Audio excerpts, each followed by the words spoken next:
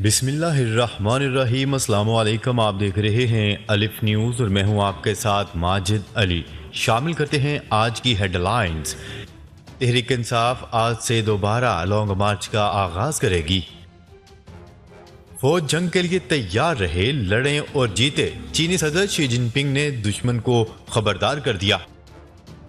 Iran ने एक बार फिर यूक्रेन जंग में रूस को ड्रोन फराहम करने की तरदीद कर दी। रूस का अपने फौजियों को यूक्रेन के शहर खैरसून से इनखला का हुक्म। अमेरिका के इंतखाबात में रिपब्लिकन्स आगे, जो बाइडेन के लिए मुश्किलात बढ़ गईं। IMF बांग्लादेश को $4.5 अरब कर्ज देने पर राजी। बरतानवी वज़ीर आज़म का नेटो में किरदार जारी रखने का ऐलान। माहिरीन फल्कियात ने जमीन से 1600 नूरी साल के फासले पर मौजूद सबसे करीबी ब्लैक होल दरियाफ्त कर लिया। पाकिस्तान और दुनिया भर की खबरों से बाखबर रहने के लिए अलिफ न्यूज़ को सब्सक्राइब कर लें। हेडलाइंस आपने जानी, अब बढ़ते हैं खबरों की तफसीलात की तरफ। तहरीक इंसाफ आज से इसी जगह से लॉन्ग मार्च का आगाज करेगी जहां साबिक वज़ीर आज़म इमरान खान पर कातलाना हमला हुआ था। पंजाब में वज़ीराबाद और फैसलाबाद से अलग अलग मार्च होगा। खैबर पख्तूनख्वा में 3 मकामात से शुरका लॉन्ग मार्च के लिए रवाना होंगे। हज़ारा रीजन, जनूबी इजला और मालाकंड रीजन से भी मार्च किया जाएगा। इमरान खान ने कारकुनों से लॉन्ग मार्च में शिरकत की अपील करते हुए कहा कि वज़ीराबाद में हमारे मार्च में 13 लोगों को गोलियां लगीं। आज उसी जगह से मार्च का आगाज कर रहे हैं। फवाद चौधरी का कहना था कि तहरीक इंसाफ का हकीकी आज़ादी मार्च दोबारा शुरू होगा। रावलपिंडी पहुंचने की तारीख में अब कोई तोसी नहीं। इंशाअल्लाह इमरान खान तीसरे हफ्ते में लाखों लोगों के साथ रावलपिंडी में होंगे। गुज़िश्ता रोज PTI के ट्विटर अकाउंट से ऐलान किया गया था कि कौम तैयार रहे, लॉन्ग मार्च का आगाज उसी जगह से होगा जहां चेयरमैन इमरान खान पर कातलाना हमला हुआ था।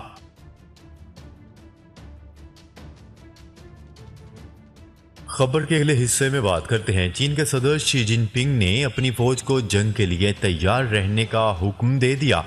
उन्होंने कहा है कि चीन की कौमी सलामती को अदम इस्तेहकाम और गैर यकीनी सूरत हाल का सामना है। चीनी सदर ने यह बात बीजिंग में वाक़या सेंट्रल मिलिट्री कमीशन के ज्वाइंट ऑपरेशंस कमांड सेंटर के दौरे में कही। चीन के सरकारी नशरियाती अदारे के मुताबिक सदर शी जिनपिंग ने कहा कि चीन किसी भी जंग से निपटने के लिए अपनी फौज की जामिया तरबियत और तैयारी करेगा। सदर शी जिनपिंग ने कहा कि पूरी फौज अपनी तवानाई जंग में वक्फ करने के लिए तैयारी रखे, जंग लड़ने और जीतने के लिए अपनी सलाहियत में इजाफा करे। उनका कहना था कि चीन की कौमी सलामती को बढ़ते हुए अदम इस्तेहकाम और गैर यकीनी सूरत हाल का सामना है और इसके अस्करी चैलेंजेस खटन हैं। उन्होंने कहा कि फौज मुल्क की खुद मुख्तारी, सलामती और तरक्याती मफादात का तहफ़्फ़ुज़ करे और पार्टी और अवाम की जानिब से सुपुर्द किए गए मुख्तलिफ अमूर को कामयाबी से सराअंजाम दे।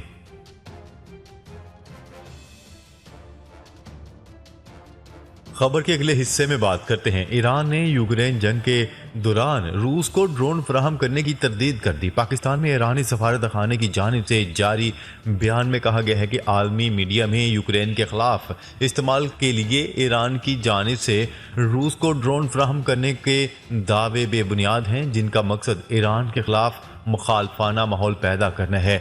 बयान में मजीद कहा गया है कि ईरान का इस सिलसिले में असूली मौक़िफ़ बिल्कुल वाज़ेह है। यूक्रेन और रूस तनाज़ा की बुनियादी वजह को हल करने पर जोर देते और जंग की सख्ती से मुखालफत करते हैं। ईरानी सफारत खाने का कहना था कि अमेरिका और नेटो की दूसरी रियासतों की आज़ादी और खुद मुख्तारी में मुदाखलत पसंदाना रवश संगीन और खतरनाक है। ईरान सियासी तरीकों से यूक्रेन जंग रोकने का ख्वाह है। यूक्रेन जंग में इस्तेमाल के लिए ना रूस को कोई ड्रोन दिया है और ना ही भेजा है।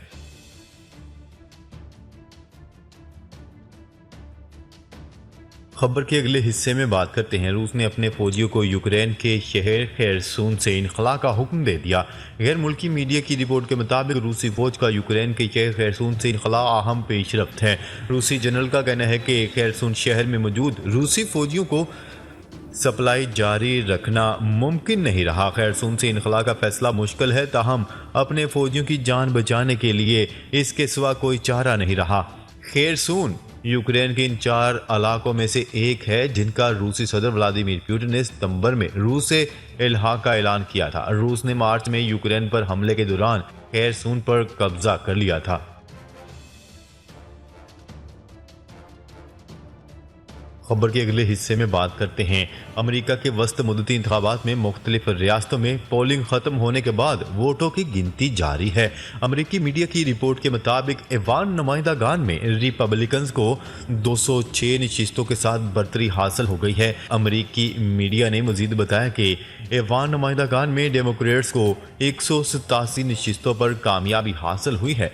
कहा जा रहा है कि इंतखाबात में रिपब्लिकन्स को 220 और डेमोक्रेट्स को शायद 215 नशिस्तें मिलने की तवक्का है। अमेरिकी सेनेट में रिपब्लिकन्स को डेमोक्रेट्स दोनों की 48 नशिस्तें हैं। मीडिया रिपोर्ट्स के मुताबिक अमेरिकी सेनेट में फैसला कुन बरतरी के लिए 4 रियासतों के नताज का इंतजार किया जा रहा है। इन रियासतों में जॉर्जिया, विस्कॉन्सिन, एरिज़ोना और न्यूयाडा शामिल है, जहां के सेनेट इंतखाबात के नताज आना अभी बाकी हैं। दिरी इंसा अमेरिकी मिड टर्म इलेक्शन में बुरी कारकर्दगी पर अमेरिका के सदर जो बाइडन अगली बार सदारती उम्मीदवार बनने से घबरा गए हैं।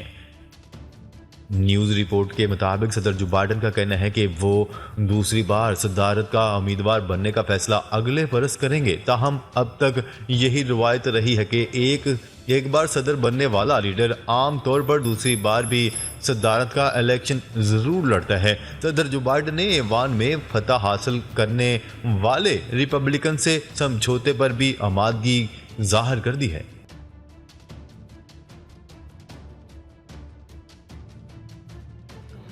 खबर के अगले हिस्से में बात करते हैं। IMF बांग्लादेश को $4.5 अरब कर्ज देने पर राजी। पाकिस्तान और श्रीलंका के बाद बांग्लादेश IMF से कर्ज लेने वाला जनूबी एशिया का तीसरा मुल्क बन गया। IMF बांग्लादेश को $4.5 अरब कर्ज देने पर राजी हो गया है।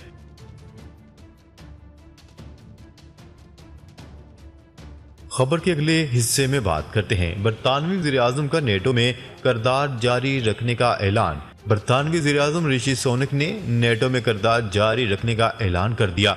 ऋषि सुनक ने अपने एक बयान में कहा कि बरतानिया नस्लों तक नेटो में अहम किरदार अदा करता रहेगा। उन्होंने कहा है कि यूक्रेन में जंग हो रही है, ऐसे में हमें घर में अमन को मामूली नहीं समझना चाहिए। बरतानवी वज़ीर-ए-आज़म का ये बयान एक ऐसे वक्त में सामने आया है जब नेटो सेक्रेटरी जनरल स्टोल्टनबर्ग आज बरतानिया के दौरे पर पहुंच रहे हैं।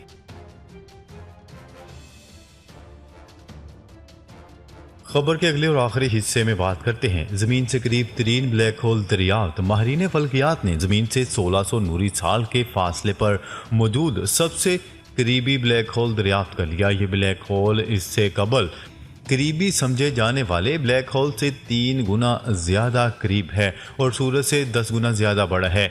BH1 नामी इस नई दरियाफ्त की शिनाख्त इसके गिर्द गर्दिश करने वाले एक सितारे की हरकत के मुशाहदे से हुई। ये सितारा ब्लैक होल के गिर्द इतने ही फासले पर गर्दिश करता है जितने फासले पर जमीन सूरज के गिर्द घूमती है। BH1 की निशानदही इस सितारे से हासिल होने वाले मटेरियल की खपत करते हुए की गई। इस ब्लैक होल के दर्जा हरारत में इंतहा से ज्यादा इजाफा हुआ और इसने ताकतवर एक्सरे और मटेरियल के जेट का अखराज किया, जिससे मुतल्लिक माहिरीन का कहना है कि ये तरीका ब्लैक होल की शिनाख्त का एक नायाब तरीका है। मैक्स प्लैंक इंस्टीट्यूट के फल्कियाती तिब्बियात दान करीमल बदरी का कहना है कि वो वसी पैमाने पर डेटा स्टेटस और तरीकाकार का इस्तेमाल करते हुए बड़े सितारे के तबाह होने के बाद बनने वाले ब्लैक होल की तलाश कर रहे थे और पिछले 4 सालों में ऐसा पहली बार हुआ है कि इन्हें कामयाबी मिली है। नूरी साल खलाई फासले की पैमाइश की एक इकाई है जो 94 खरब 62 अरब किलोमीटर के बराबर होती है। नाजरीन, अब तक के लिए इतना ही। मजीद खबरें लेकर बहुत जल्द आपकी खिदमत में हाजिर होंगे। तब तक के लिए अपना ख्याल रखिएगा। अल्लाह निगहबान।